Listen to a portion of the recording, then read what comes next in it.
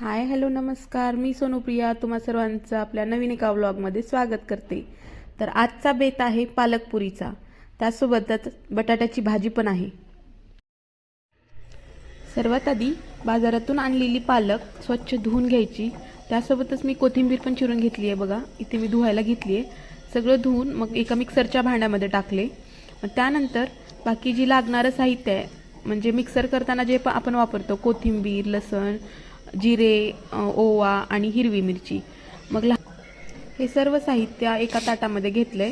आणि लहान मुलांना काढायचं आहे म्हणून मी आधी फक्त पालक मिक्सर करून घेणार आहे. पालकसोबत जिरे, ओवा, परत हिरवी मिरची टाकणार नाही, लसूण आणि कोथिंबीर, मीठ टाकून मिक्सर करून घेणार आहे. मग त्यानंतर फक्त हिरवी मिरचीला थोडंसं पाणी टाकून मिक्सर केलं की बारीक पेस्ट तयार होते.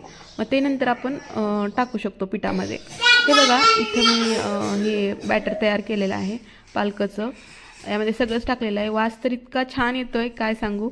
आणि इकडे बघा कोथिंबीर आणि मिरची शेवटी काढून घेतलेली आहे. इथं मी पीठ घेतले. पीठ आपल्या आपल्या मापाने घ्यायचं, म्हणजे आम्ही 4 जणांसाठी करणार आहे पालकपुरी. तर इथे बघा गव्हाचं पीठ, थोडंसं डाळीचं पीठ, हरभऱ्याच्या डाळीचं, आणि मग थोडंसं ज्वारीचं पीठ, हे सगळं मी इथे एका जागी घेतलेलं आहे. आणि मग हे बॅटर इथं त्यामध्ये मिसळणार आहे. तर बऱ्यापैकी 2 टायमाच्या पुऱ्या इथे मी करणार आहे, म्हणजे सकाळी आणि दुपारच्या टाईमचं जेवण होऊन जाईल. हे बघा इकडं मी पीठ मळून घेतलं आहे. हे थोडंसं जे आहे ते मी मुलांसाठी केलेलं आहे, सप्पक आहे ते. आणि इकडं हिरवी मिरची टाकून केलेलं आहे. मग अशा प्रकारे हे पीठ असं मळून घेतलं आहे. थोडंसं भिजवलं की छान म्हणजे टेक्स्चर येतो त्याला. आणि सोबतच इकडं मी भाजीची पण तयारी केली. कोथिंबीर, टोमॅटो, बटाटा आणि कांदा, लसूण, सोबतच अद्रक, आणि इकडे बटाटे उकडून झालेले आहेत. आणि लसूण अद्रक पण घेतलेलं आहे. सोबतच थोडंसं खोबर पण टाकलेलं आहे. उकडलेल्या बटाट्यावरचं साल काढून घेतलं आणि फोडणीची तयारी करायला घेतली. तेल टाकून, जिरे मोहरी टाकून, लसूण अद्रक आणि खोबर टाकून घेतलं.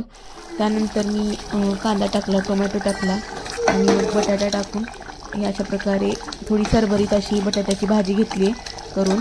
आणि इकडे पुऱ्या लाटून घेतल्या. आधी सपक पुऱ्या लाटल्या म्हणजे लेकरांना खायला लगेचच तयार होती. आणि नंतर मग तिखट पुऱ्या लाटल्या. तर चालू आहे माझं तळणं बघा. इकडे मी तळायला पण लगेच बघितलं आधी तेल गरम आहे का नाही. तेल अजून गरम झालेलं नव्हतं. एक छोटंसं टाकून बघितलं होतं, पण तेल गरम नव्हतं म्हणून आणि अजून पुऱ्या लाटून घेतल्या. त्यानंतर एक एक करून सपक पुऱ्या आधी तळून घेणार आहे. आणि इकडे बघा तळायला सुरुवात झालेली आहे. तर पालक पुऱ्या एकदम वरी तेल टाकून वगैरे, असं तेल जास्त घ्यायचं कढईमध्ये, कारण पुऱ्या छान फुगतात. बघा इकडे किती छान फुगत आहेत पुऱ्या. आणि मग त्याला हळूहळू पलटून व्यवस्थित तळायचं आहे. हळूवारपणे करायचं, तेलाचं काम गडबडीत नाही करायचं. तर हळूवारपणे 2-2, 3-3 पुऱ्या जसं जमेल तसं साईजनुसार तुम्ही टाकून पुऱ्या तळून घेऊ शकता. बघा इकडे पुऱ्या किती छान टम्म फुगलेल्या आहेत. आणि यांना मग यांचा टाईम झाला होता सकाळच्या नाश्त्याचा. तर ही बटाट्याची भाजी, चटणी, एक मिरची आणि पालक पुऱ्या फुगलेल्या छान असा बेत मी त्यांना नाश्त्याला खायला दिला. तर चला मग पुन्हा भेटूया नवीन एका व्लॉगमध्ये. चला तर तोपर्यंत धन्यवाद. कसा वाटला व्लॉग मला कमेंटमध्ये नक्की सांगा. धन्यवाद.